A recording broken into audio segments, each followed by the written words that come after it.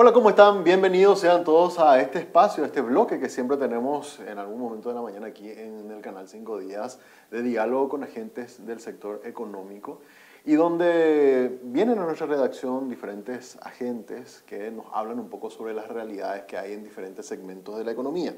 Y un tema que siempre lo ponemos bajo la lupa aquí en el canal 5 Días y en nuestro periódico también, es el tema de la calificación de riesgo y el famoso grado de inversión. Paraguay ya hace casi 10 años está ahí en esa frontera de alcanzar una calificación soberana que nos permita ser considerados ya salir del grado especulativo, hay un grado de inversión como ya tienen algunos países latinoamericanos. Y por eso para nosotros es un gusto poder conversar con Ferruccio Cerny. Él es peruano, viene también él es economista, experto en finanzas, consultor, y viene de un país que ya tiene años de experiencia con tener esta calificación y nos puede contar un poco cómo ha sido la experiencia del Perú, pero también a nivel latinoamericano.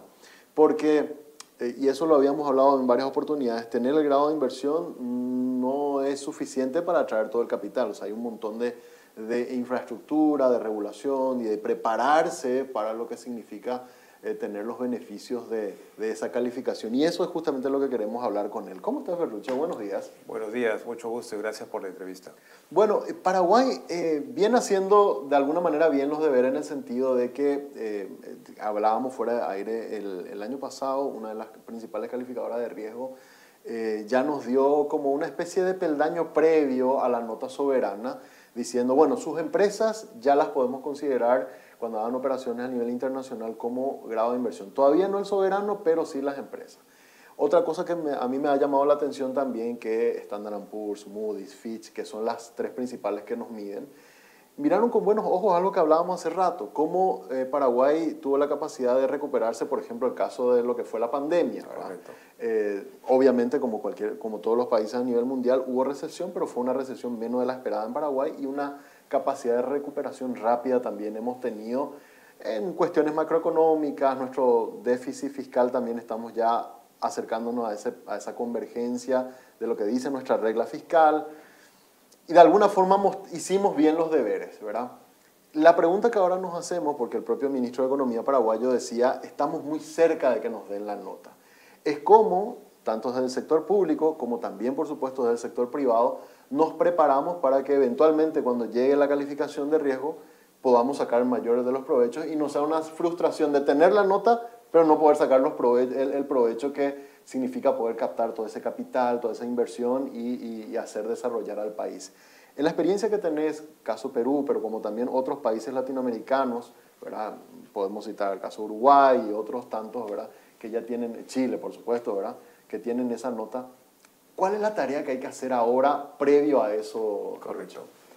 Esta es una labor que hay que tener mucha paciencia y hay que ser ordenados. Por ejemplo, Perú tuvo su primer grado de inversión en abril de 2008 y ya han pasado 16 años. Sí. Sin embargo, esa tarea demoró 15 años en llegar. ¿Por qué? Porque hay que ordenar la casa primero. Cuando uno va a un banco y busca un crédito, lo primero que hay que hacer es mostrar tus cifras, demostrar un comportamiento previo de buena cultura de pagos, seriedad, presentar tus estados financieros ordenados, que el banco conozca bien tu situación. Las calificadoras de riesgo hacen exactamente lo mismo con cada país. Entonces, en el caso peruano, en los años 90 se presentaron las primeras iniciativas para poder, primero, darle al inversionista extranjero las mismas características y condiciones que los inversionistas locales. Eso es lo más transparente que hay que hacer. Segundo, empezar a hacer los ajustes internos macroeconómicos, ¿no? Disciplina fiscal, manejo de política monetaria adecuada, controlar la inflación, claro. Sobre todo mostrar que tu porcentaje de deuda sobre el Producto Bruto Interno no sea muy alto, ¿no? Ese es un indicador muy importante, hasta qué punto un país o una empresa endeudada es buen sujeto de crédito. Hay que tener un ratio relativamente razonable o bajo, ¿no? Entonces, adicionalmente, ver la infraestructura que tiene el país para poder ofrecer las conexiones, las comunicaciones, el acceso, puertos, aeropuertos, carreteras, todo eso para dinamizar el comercio. En el caso de ustedes tienen una actividad agroindustrial importante, tienen energía importante. En el caso nuestro tenemos un país básicamente con un PBI concentrado en el sector minero. Exacto. Pero que al mismo tiempo también es vulnerabilidad, porque si el precio de los metales no es bueno, podría afectar al país. Entonces, son varios puntos, ¿no? Primero es la tarea del Estado en hacer que las condiciones sean buenas, claras y que no estén cambiándolas a cada rato, ¿no? Eso se llama estabilidad, tanto tributaria, de operaciones, una disciplina fiscal importante, no mostrar indicadores que sean, digamos, riesgosos, porque un riesgo de perder el grado de inversión no necesariamente es porque le va mal en las cifras macroeconómicas, pueden ser factores políticos, pueden ser factores de vulnerabilidad ante terceras fuentes, ¿no? Por decir, ¿no? Una corriente del Niño o lluvias intensas que pueden hacer que las cosechas se puedan malograr. ¿Qué tan rápido se puede recuperar ese país? Ahí viene la infraestructura, por ejemplo, sí, ¿no? Entonces, tener el grupo empresarial también bien unido para que también, como dicen ustedes tienen empresas que ya son grado de inversión, no tengo ninguna duda, pero el país es el que tiene que tener la estrellita, como se dice, exacto, para que le puedan dar el ok. Pero la cuestión de fondo aquí es, ¿por qué obtener un grado de inversión? Número uno, porque se te abren más puertas. Número dos, porque atraes capitales. Número tres, porque el costo de financiamiento se reduce. Exacto. ¿No? Si un banco va a pedir plata al exterior, siendo el país un grado de inversión, es muy probable que la tasa de interés sea más benévola que otro país que no está en grado de inversión. Entonces, eso dinamiza la economía, porque el objetivo es atraer inversiones y también la propia inversión del país, ¿no? Y el Estado tiene que garantizar también una inversión en infraestructura, justo para que permita al empresariado poder trabajar tranquilos con los nuevos partners, y adicionalmente también va a dinamizar el mercado de capitales. Claro. Porque el mercado de capitales es tasas de interés más bajas, más atractivos para los que se endeudan. Entonces, y la maduración de una empresa para poder acceder al mercado de capitales, que es un poco lo que comentábamos, también requiere un tiempo de ordenamiento interno, ¿no? Es presentar cifras claras, abrir los libros transparentemente, tener una buena política de dividendos, de reparto de utilidades, de políticas manuales, procedimientos, toda una cantidad de procedimientos que hay que hacer y que estoy seguro que lo tienen muchos, pero que tiene que ser un poco más estandarizado. Claro. Nos decían justamente, hablando del mercado de capitales, gente con la que hablábamos, sobre todo los reguladores, de que ellos están trabajando en tener la infraestructura como para que eventualmente cuando ocurra la nota, ¿verdad?, que esperemos eso ocurra en breve, también Paraguay tenga la capacidad de poder de captar esos fondos, pero a ver, el inversor grande va a querer poder cobrar y estar interconectados también con el sistema financiero internacional, que hoy hay como ciertas limitaciones regulatorias, incluso hay de servicios como de custodia que nosotros estamos dando recién unos primeros pasos.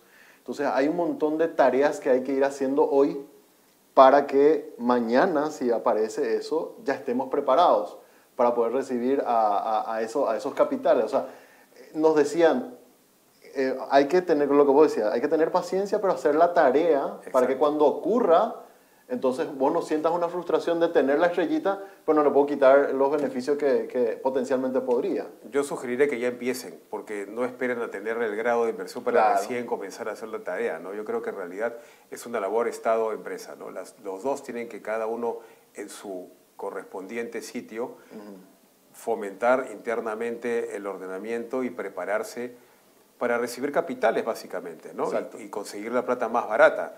Estábamos comentando que los financiamientos en muchos, sobre todo al principio, cuando uno no tiene el grado de inversión, son muy cortos, ¿no? Primero por la inestabilidad de repente de la moneda, pero también pasas de un año.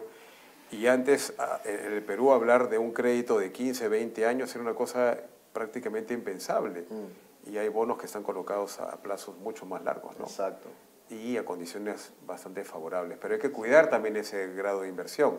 Claro. No es que el grado de inversión te lo dan y ya te olvidas del tema. Exacto. Hay que mantenerse, es como el récord crediticio, ¿no? Uno tiene que demostrar que siempre es un buen pagador para que te sigan prestando los bancos. Exactamente es igual en el caso del país y las empresas lo mismo. Y ahí te consulto, en la experiencia, por ejemplo, en América Latina, lo que han visto de países como caso Uruguay, caso Perú, Chile, lastimosamente hablábamos hace rato también Colombia, que tenía grado de inversión por cuestiones políticas y de inestabilidad, ellos lo perdieron en los últimos años.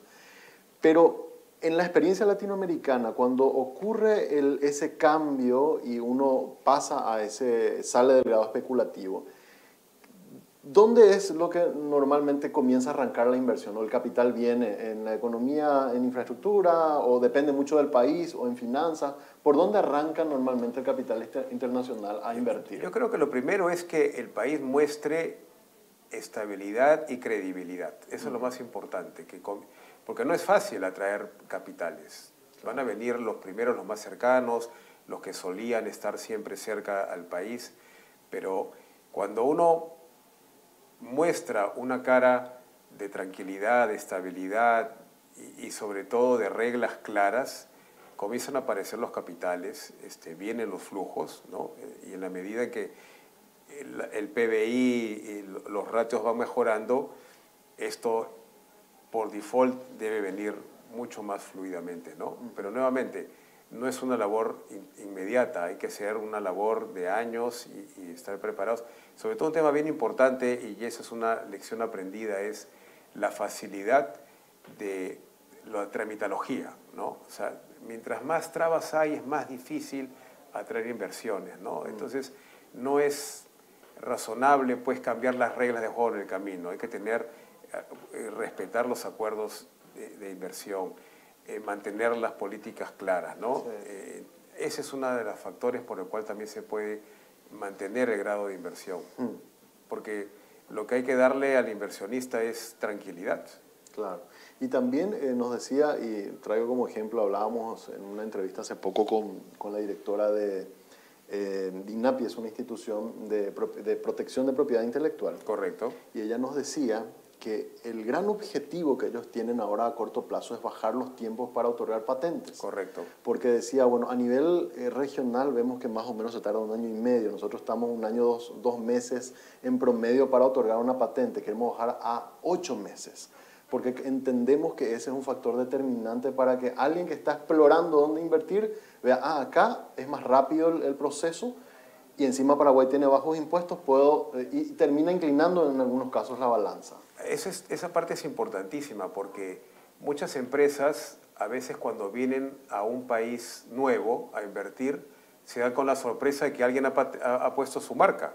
Exacto. ¿No es cierto? Entonces muchas veces tienen que esperar a que venza ese plazo para tratar de entrar y poner su propia, digamos, marca con sus derechos respectivos, ¿no? Entonces ahí la labor de la empresa que ve lo que es marcas, patentes, derechos de autor, propiedad intelectual, tiene que ser sumamente exigente y tiene que cumplir los requisitos internacionales, que es justo defender las marcas de las empresas, porque es el cerebro de la persona que ha creado, requiere un respeto a su trabajo, ¿no? Sí. Entonces, piratear marcas no es en realidad nada sano y es parte también de lo que se necesita para poder tener una estabilidad para el inversionista, ¿no? Es tener instituciones que protejan las patentes, propiedad intelectual, derechos de autor de las personas y las compañías. Totalmente.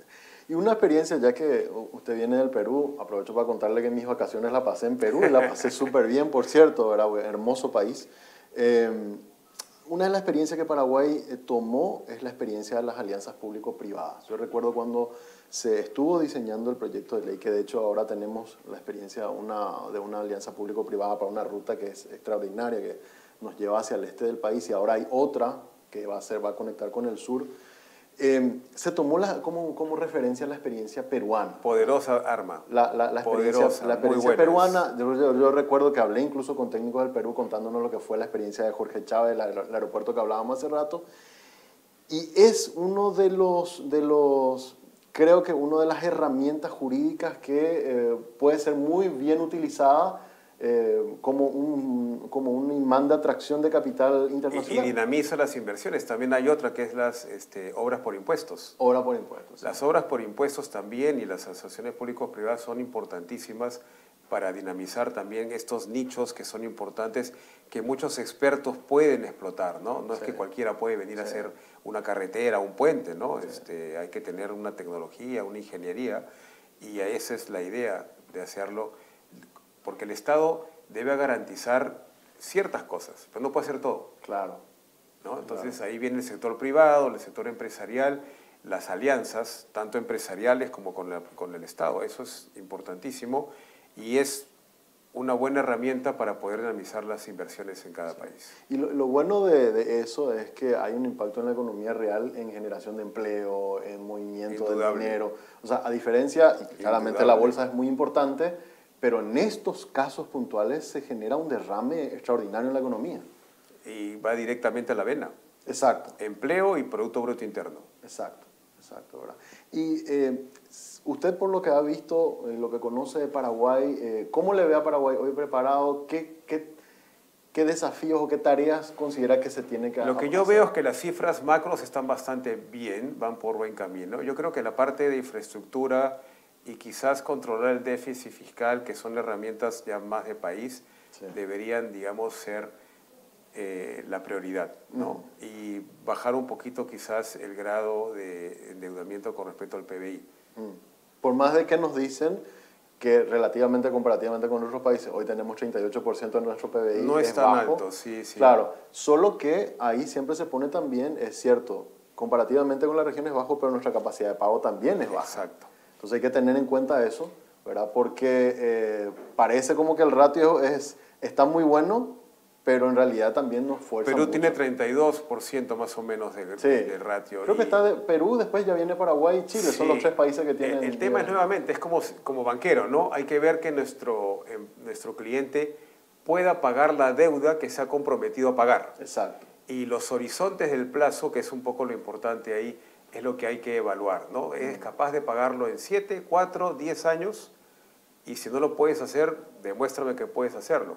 El tema es que los indicadores a veces son fríos, ¿no? Entonces, pero nuevamente, no es solo eso, es mucho más completo y el paquete es el que hay que analizar, ¿no? Pero de lo que yo he leído y visto y lo que he conversado con ustedes, es menos de lo que creen que tienen que hacer. Pero igual, nuevamente, es la unidad de todos para poder llegar a ese trabajo, ¿no? Entonces, a ver, controlar la cuestión de la deuda, que de hecho hay un plan de convergencia, nos decía el ministro de Economía el otro día, creemos que en 2026 ya vamos a volver a cumplir con nuestra regla fiscal, porque es el efecto que tuvimos de la pandemia, que lo tuvieron todos los países. Todos han pasado ese problema. Todos los pasaron. Todos, unos más, unos menos, pero igual hay que hacer el trabajo, ¿no? Exacto. Y otra, y ese sí es un déficit importante, es la cuestión de la infraestructura, ya física como financiera, donde ahí sí tenemos que hacer un trabajo importante para que, nos decía mucha gente, no nos sintamos frustrados el hecho de que nos llegue la nota y no podamos sacar provecho. Como les digo, ¿no? Nos demoramos 15 años para obtener el grado de inversión y tenemos 16 ya. O sea, han sido un trabajo de 31 años. Exacto. ¿No? Igual hay que luchar, hay que tratar de que no se bajen y las cosas que no están bien hay que arreglarlas. Y una última consulta, porque quiero aprovechar la experiencia que tiene Perú y te cuento, la Asociación de Restaurantes de Paraguay se está reuniendo también con peruanos para que nos cuenten cómo hicieron ustedes para que hoy sean una marca mundial en el mundo gastronómico. Y ahí es donde nos dicen mucha gente que está en el exterior, y a mí me ha tocado cuando visité, Paraguay, uno mira sus números, son extraordinarios, pero nadie les conoce. Y hay un trabajo de marketing que hay que hacer, que es muy importante. Porque puede que vos tengas la casa súper ordenada, pero en el vecindario nadie sabe que tu casa está impecable. Sí, nosotros tenemos PromPerú y Marca Perú, son dos íconos importantísimos que hemos desarrollado en los últimos años, con ayuda de, obviamente, empresarios y chefs reconocidos que se han acoplado a esta cruzada, ¿no? Pero en realidad es un marketing integrado. No pueden ir solamente un grupo de dueños, sino es una cosa mucho más país y han hecho rondas internacionales importantes en los últimos años y ha dado sus resultados. Claro, y me decían, porque yo estuve en Perú, estuve en Cusco, que es maravilloso, y en Lima también, cuando yo preguntaba, ¿cómo lograron hoy que a nivel mundial las estrellas Michelin estén diseminadas por Lima y tienen los mejores restaurantes? Y me decían, hicimos un trabajo de alianza público-privada para promocionar, pero esto es el efecto de 20 años de promoción. O sea, no es que ahora nosotros, lo que ahora disfrutamos, que hay un turismo que viene solamente para comer en un restaurante en Lima, es producto de un trabajo que venimos haciendo hace 20 años. Y aunque no lo crean, hay un trabajo de investigación muy fuerte. El primer restaurante del mundo, La Central, es un laboratorio gastronómico.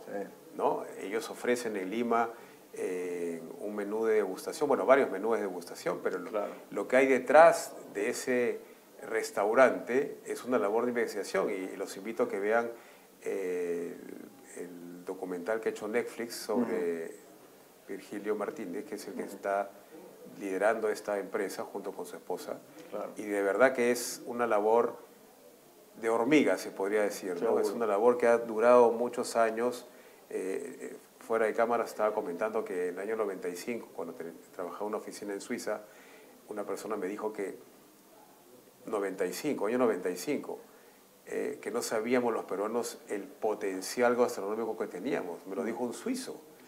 ¿No? Entonces han pasado los años, aparece las personas que han estado liderando esta cruzada, el Estado mismo a través de su marca Perú y PromPerú, y los resultados están ahí. Tenemos 3 de los principales restaurantes del mundo a nivel mundial, ya constantemente en los últimos años, a nivel mundial, es un ejemplo, y también un challenge, ¿no? Para continuar con esto, porque en realidad eso dinamiza el mercado no solamente gastronómico, sino el turismo, ¿no? Así mismo.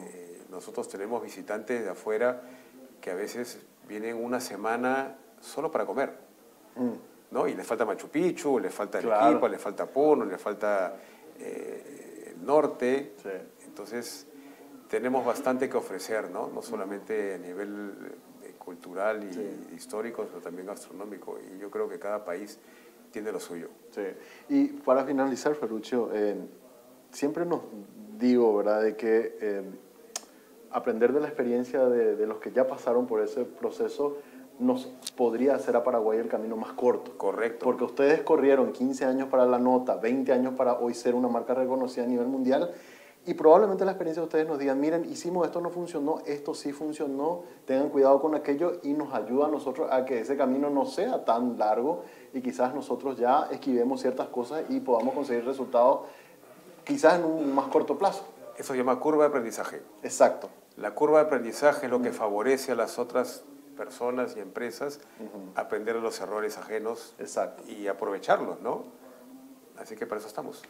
Ferruccio, muchas gracias por tu visita. Un gusto, muchas gracias por la entrevista y nada, hasta la próxima. Muchas gracias. Ferruccio Cerny, él es consultor peruano, economista experto en finanzas, hoy visitando aquí nuestra redacción en el canal 5 Días.